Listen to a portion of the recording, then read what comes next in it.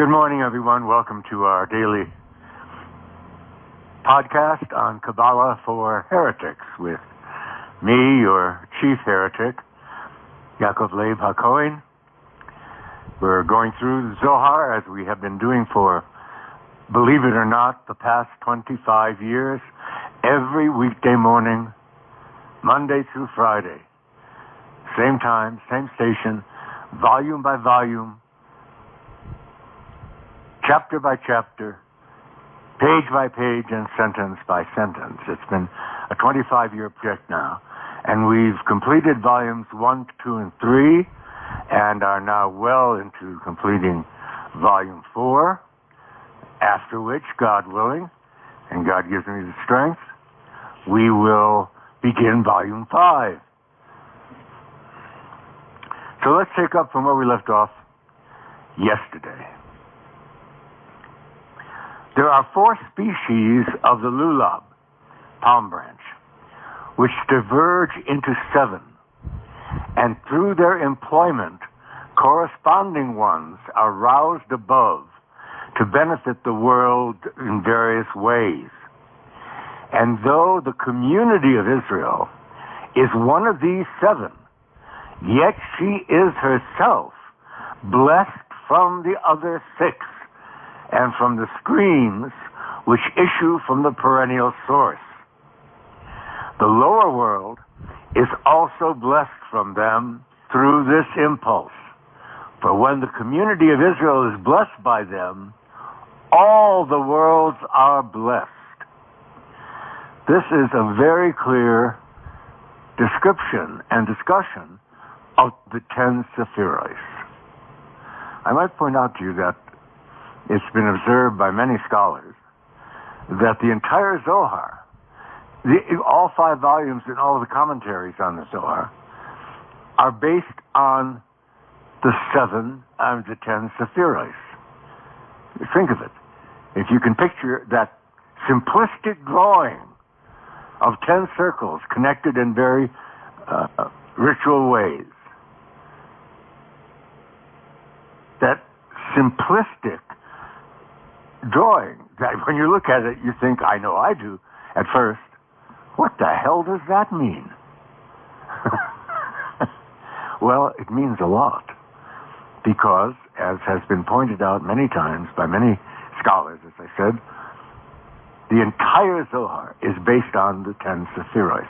Rarely are they referred to as Sephiros. Rarely. They are called, as here, lulav, palm branches. They are called essences, spaces, and so forth. But once in a while they're called Sephiros, but not very often. Now, the literature about the Zohar, the Kabbalistic literature that grows out of the Zohar, that discusses them by name. But in the Zohar itself, they are given pseudonyms. The other very important thing to look at here is the relationship of the community of Israel to all the other Sephiros. The community of Israel, I wish you all had a drawing of the 10 Sephiros in front of you, is in fact the 6th Sephirah, Tiferet. Let me back up and talk a little about the names of these 10 Sephiros. They have outer names, and then they have hidden identities, the Parsufim. The outer names that you look at, the first Sephirah is Keter, then under that is Chochmah, Binah, and so forth. Well, you look at these things, and you say, what the hell does crown? Okay, that means crown. Keter means crown. Chochmah and Binah, well, what's the import of that? The import lies in the Parsufim, the hidden identities of these 10 Sephiros, which you must know by learning and by experience in order to understand what is being written and said about the 10 Sephiros. Here, the community of Israel, Klal Yisrael, is one of the Parsufim of the sixth Sephirah, Tiferet, which in itself has no meaning, but it's Atztuf, one of the many. Klal Yisrael, the community of Israel, does. If you look at Tiferet, if you look at Klal Yisrael, the community of Israel, you'll notice it is the only Sephirah into which all the remaining 9 Sephiros are directly connected. Now think about that. Again, I wish you would have a copy of the 10 Sephiros in front of you. You would see that. No other Sephirah in the 10 Sephiros can make that statement. Only Tiferet. Now that's important. What it's saying is that all the dispersed branches, all the dispersed aspects of God are brought back together again in that 6th Sephirah, which has, for one, the parts of Klal Yisrael, community of Israel, but it also has other hidden identities, one of which is the smaller face. The smaller face. And the reason for that, again, if you had a drawing of the Sephiros in front of you, you would see there is a line directly connecting it right up to Keter, the first Sephirah. There's a line between Keter and Tiferet, connecting them directly. The Partzuf of Keter is a Rikanpin, the larger face of God, and the Partzuf of Tiferet is Zer Anpin, the smaller face of God, also the community of Israel. So the community of Israel is indeed the smaller face of God. That's why it says all the others are nourished by it. Notice there are these pathways connecting Tiferet with all the remaining 9 Sephiros. It's the only one that has that quality. And so that's what it's discussing when it says the community of Israel is one of these 7 Sephiros. It's speaking now of the lower 7 Sephiros. They're the upper 3 and the lower 7. And although the community of Israel is one of these lower 7, yet she is herself blessed from the other 6 and from the stream that issues from the perennial source. The other 6 blesses Israel, even though Israel, we're not talking about the land of Israel now, we're not talking about that piece of real estate, even though the community of Israel nourishes all the other Sephiros around it, it is necessarily also nourished by them. This is a very arcane reference to the relationship between Israelite and Gentile, between Jew and Gentile.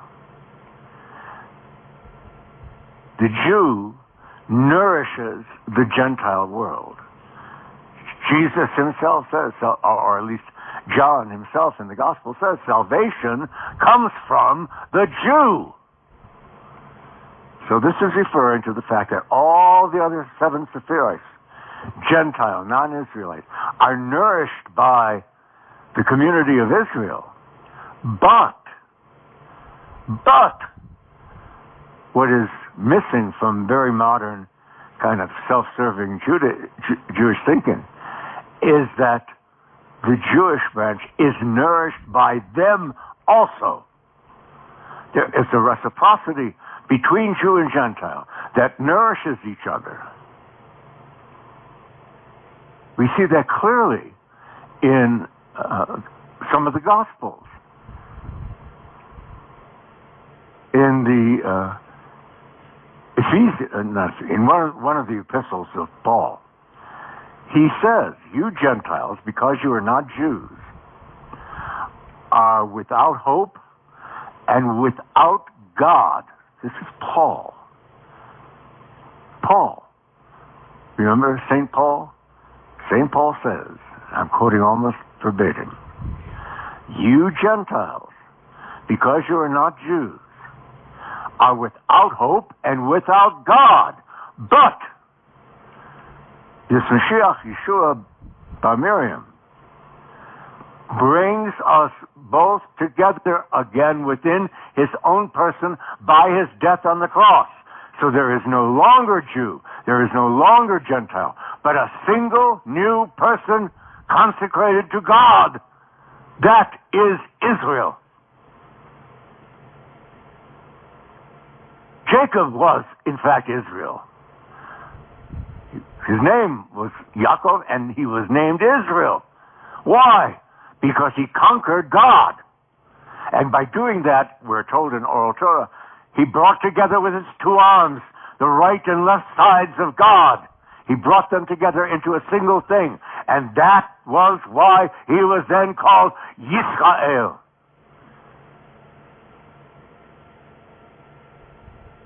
Jesus came to unify Jew and Gentile. Not to make the Jews a new religion of Christianity. And not even to make the Gentiles Jews.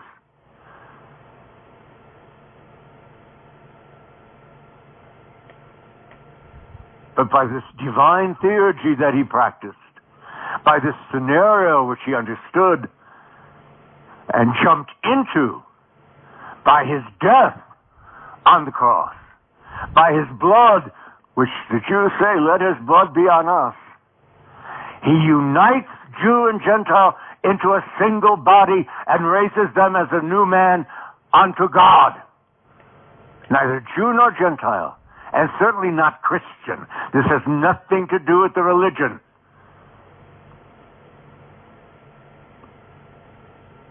Another thing that happens by the crucifixion is that Jesus, the man, becomes, as is predicted in the Zohar, the one who dies for the people. Yahweh, God the Father, wants to murder the people constantly. He's a God of anger and wrath and fire. I know we don't want to think of him that way, but that's how he is portrayed in the Old Testament. Jesus comes as a sacrifice to that and says, I am your son. I sacrifice myself to you so that your anger and wrath may be abated and only your love may be expressed. But that can happen only when Jew and Gentile are united. Elsewhere, the Zohar says that without the Gentile entering into the community of Israel, not as a religion, but as this hyperbolic spiritual movement, not until the Gentile enters into the communion of Israel in communion with the Jews in there, not until then can Israel do its work of reuniting God and taming God, as it were. Are you really hearing what I'm saying, or are you most likely dismissing me as a crazy old man? I hope not the latter, although I would certainly understand it. So it says, and though the community of Israel is one of these seven, yet she is herself blessed from the other six. And from the stream which issues from the perennial source. That stream is the Christos, the center column of the 10 Sephiros. The Holy Spirit. Zeir Anpin, the smaller face. Sephirot Tiferet. We'll end here for this morning. Excuse me, let me mark my place.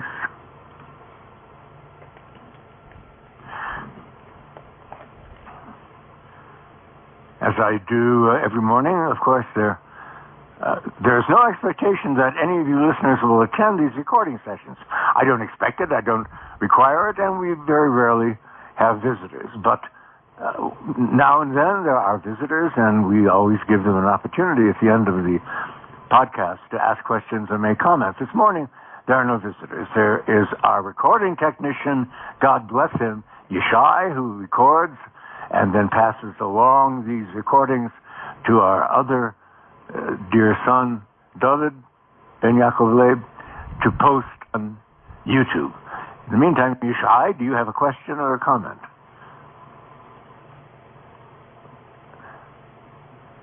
Go ahead. And by the way, I really, in a sense, prefer when we don't have visitors, when it's just me and Yishai recording this podcast for posting, both on YouTube and on the Facebook Dunmore West on Facebook. Go ahead, Yishai. There we go. Yishai, very powerful godological schematic of these aspects of God and the blessings within it, as well as the messianic scenario. Jesus stepped into head and reunified God by sacrificing himself and combining Jew and Gentile, you got it, within his own person, so that neither Jew nor Gentile are Jew or Gentile at all, beyond religion, for God. Baruch Hashem. Thank you. Great comment, Yishai. Wonderful comment. Thank you. Just wonderful. Now, everyone, as I do also every morning at the end of the podcast itself, I will recite the Kaddish, the ritual prayer for the dead in honor of our departed, beloved friend and comrade, Leonard Cohen. Yiskadal v'yiskadash me'era bo, bo modivro chirusei v'yamlich malchusei, v'chayachon uv'yo mechon uv'chayei l'chol beis Yisrael, bagalo uv'izman kol rivim lo amen. Yehesh me'era bo mevarach le'olam omer maya, yisbarach v'yistabach v'yisba'ar v'yisomam, v'yisnasei v'yisadar v'yisalei v'yisalal. Shmei d'kutsha b'richu, le'olam mincha b'irechasa v'shirasa, tushbechasa v'nechemasa dameron b'amo v'imru amen. Yehi shlomo rabba min shemaya, v'chayinu aleinu v'yalkal Yisrael v'imru amen. Osei shalom b'mramov, hu ya'asei shalom aleinu v'yalkal Yisrael v'imru amen. Thank you, everyone, for being here to listen. We'll hopefully see you tomorrow morning for our next podcast. And until then, Yivarechecha v'yishmerecha. That ends the podcast. Thank you, Yishai. Have a great day.